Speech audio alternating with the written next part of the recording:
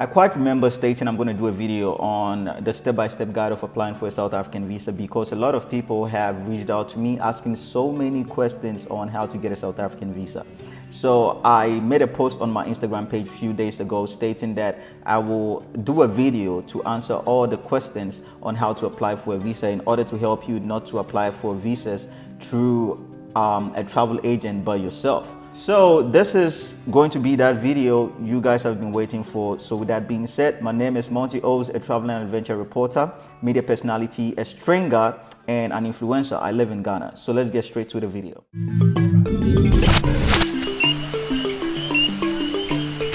The first step of applying for a South African visa is to choose the right visa for your trip. Identify the visa that you need. In order to identify the right visa for your trip, understand that South Africa has two main visa catalogs, the short-term visa and the long-term visa. And with the short-term visa, that's what a lot of people mostly require for, because they want to go to South Africa for holidays, medical visits, conferences, workshop events, fashion weeks, musical concerts, and stuff like that. So if you're staying between the period of 1 to 30 days in South Africa, you need a short-term visa. And the short-term visa can either be applied in two sections. There's a single entry and there's a multiple entry. So I'm going to break that one down as simple as possible. The single entry is a visa type that allows you to enter South Africa just one time and one time only, whilst the multiple entry visa is a visa that allows you to enter South Africa as many times as possible within the period given. An example is when you are given maybe a 60 days multiple entry visa and it says each visit must not exceed 30 days. You can enter South Africa as many times as possible within the period of 2 months, which is 60 days.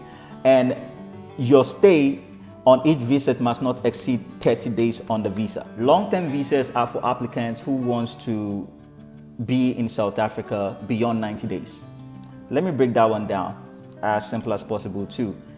This visa allows you to live like a citizen in South Africa. It can allow you to open a bank account. It allows you to rent a house. It allows you to have certain benefits in South Africa as a citizen. An example is if you want to study, go for a long-term visa. If you need a general work permit visa, long-term. If you are a retired person who wants to live in South Africa during your retirement, long-term. If you have a spouse living in South Africa, long-term. It has a medical visa category as well. It has a critical skill visa category. If you need permanent residence permit, long-term visa.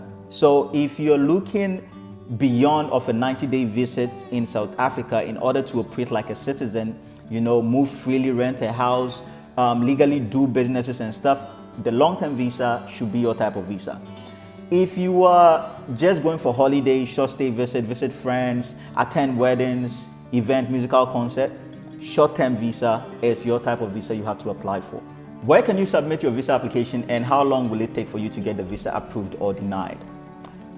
In Ghana, you cannot apply for your visa directly at the South African Embassy and some part of Africa as well. You need to do the application through a visa application center called the VFS. I'm going to put their link in the description box below in order for you to read the requirement, the rules and regulations, what you have to do and what you don't have to do whilst applying for your application, whilst I explain in the video as well. So I repeat, you cannot submit your application directly through the South African Embassy. It needs to go through VFS, which is the official visa application center for South Africa and the Schengen. So how long will it take for you to get a visa? It takes approximately 7 to 10 days for you to get a visa approved or denied. Or let me simply put, for you to get a response from the visa application center or the embassy. Now, when your application takes or goes beyond 10 days, that means there is a problem with your application. Is either not complete or there is something shady about your document or the entire application. That's why it's going to take longer than 10 days. The next step, which is step number 2, is to download the visa form, which is also known as the Department of Home Affairs 84 Form 11. So this form allows you to write down every single detail and information the embassy needs from you. And please listen to this carefully. Write or fill the forms yourself. Fill the forms by yourself, unless maybe you are not literate, and then you can ask somebody who you can trust to help you fill the form. So now the reason why I'm saying fill the form is that you know yourself much better than anyone else in the embassy. So all the embassy needs to know is your legal name, if you're married, how long you're staying, where you're going to stay in South Africa, how you're funding the trip, who is hosting you, the address of your host, all these details that you only know because you are the one embarking on this journey to South Africa. So please, you need to film the form by yourself and be as truthful and sincere as possible when filling the form. Because any least mistake, they investigate, and if it's a lie, your visa application goes out. Yeah. I also want to add this. These visa forms are supposed to be filled in capital letters and with a black pen. Please, please, please, and please again, when filling these forms, make sure you read the instructions on the forms very carefully, because sometimes we intend to ignore the instructions thinking, oh, we know everything on the form and stuff like that. Trust me, don't make that kind of mistake. When filling a visa form, it can be that of South Africa or any other country's visa, make sure you read the instructions and follow them critically well. When they say they want a black pen, write with a black pen. In bold, write in bold.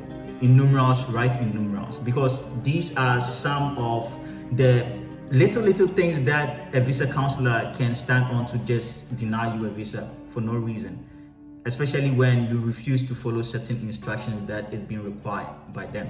The South African visa forms can be downloaded on the VFS website, and I have placed the link of the visa form in the description box below. Step number 3 is to book an appointment to submit your application. So how do you do this? There is a way of booking an appointment, just like the Schengen, the US and the UK and the Canada. When you're applying for visas, you need to book an appointment in order to get an available slot for you to submit at the embassy. So with South Africa, it's the same process.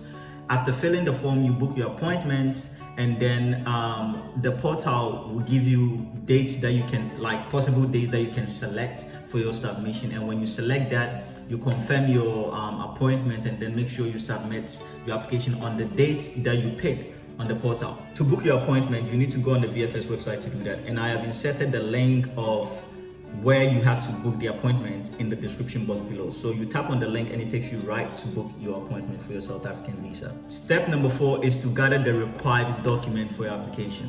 So I'm going to take you through the general documents that you need for a short stay visa, because this video is mainly going to touch on short stay visas and stuff like that. And maybe some other time I'll just take you through the long-term visas, because the short-term visas are mostly the ones that are being required a lot, and people ask so many questions around it. So I'm just going to take you through the general documents you need for a short stay visa. Now, the first is the form you filled, the hard copy form you download and filled with a black pen and in capital letters, signed by you. And the next thing you have to attach is a copy of your passport. 2 photocopies of the passport page attaches to the form, and then you pick along your passport itself. And please note that your passport must not be no less than 6 months. It should be valid within a period of 6 months. If it is below that, probably, if you're not lucky, you might not be able to even book an appointment when you're trying to put in the details of your passport on the appointment portal. So your passport shouldn't be valid for less than 6 months. You need to have a 6-month valid passport. And the next document you need to provide is the invitation letter from your host. So this is where I need to explain widely, because a lot of people ask me how they can get invitations and stuff like that. First of all, understand that I am not an embassy, I am not a travel agent, I am just a travel reporter who would just give you guidelines to how to apply for visas, where to go, and how to get your travel routines much easier for you. So with the invitations, mostly people ask me these questions, especially when they want to go on holidays for vacation, for visits.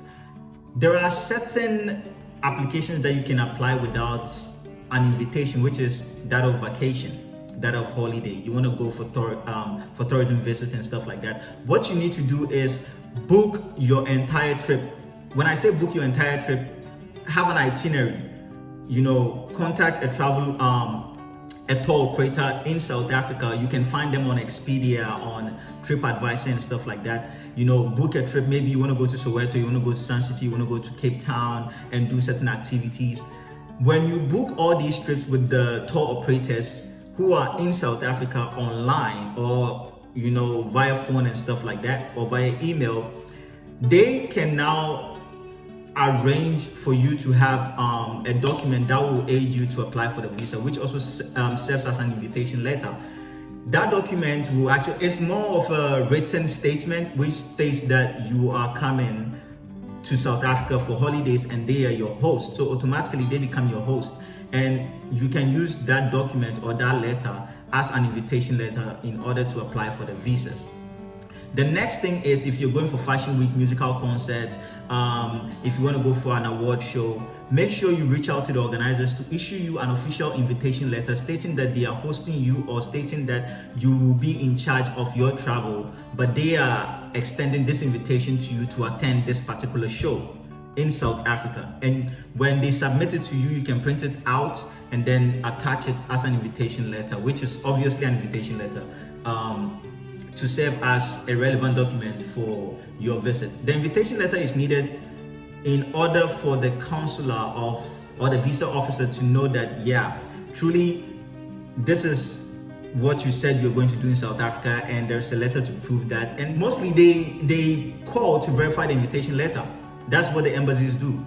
They call the host, verify the invitation letter, or sometimes they check out if the actual event is actually happening in South Africa before they even grant you with the visa.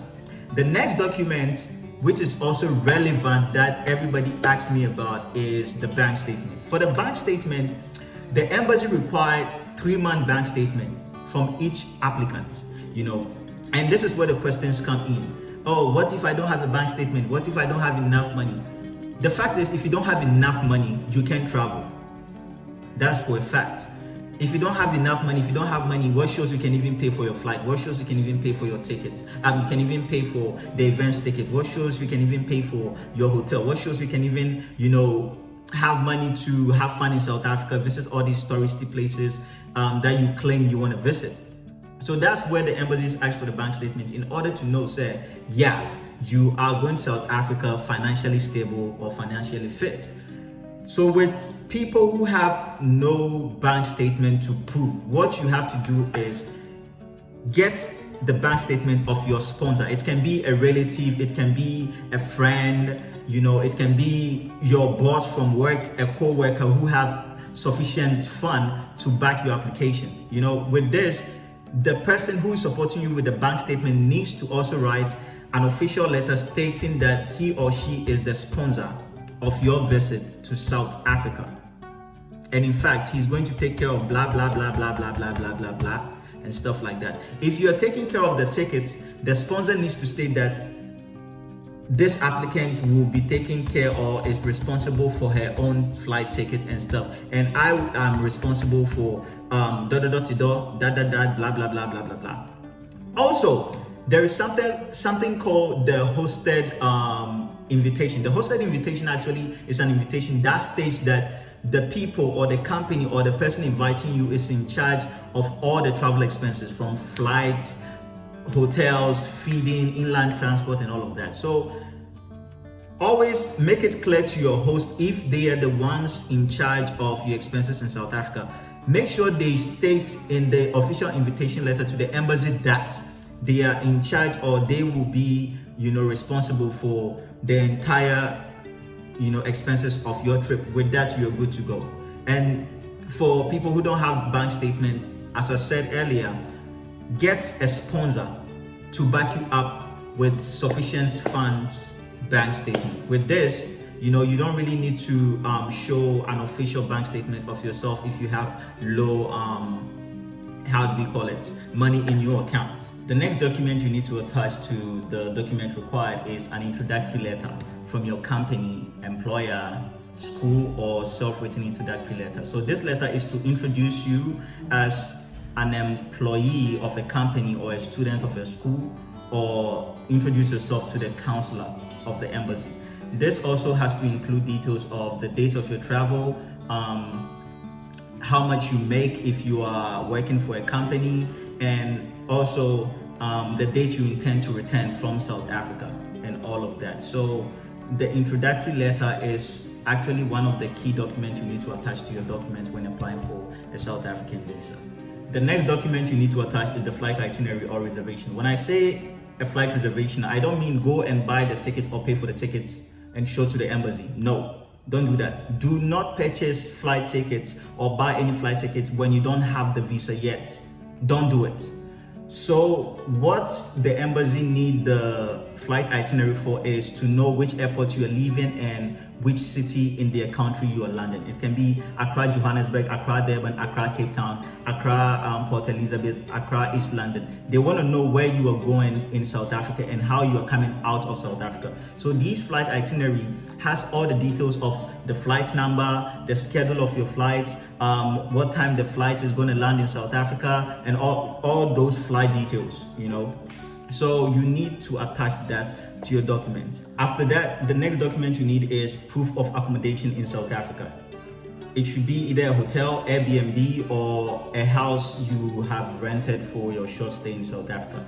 The embassy needs to see all these documents in order to know where you're going to live in South Africa, which hotel, the address of the residence, and all of that. They need this document attached to the flight itinerary and the other documents I mentioned earlier. Step number 5 is to visit the visa application center with the required documents you've gathered and submit your application at VFS on the date you scheduled to submit while booking the appointment and the time that you selected.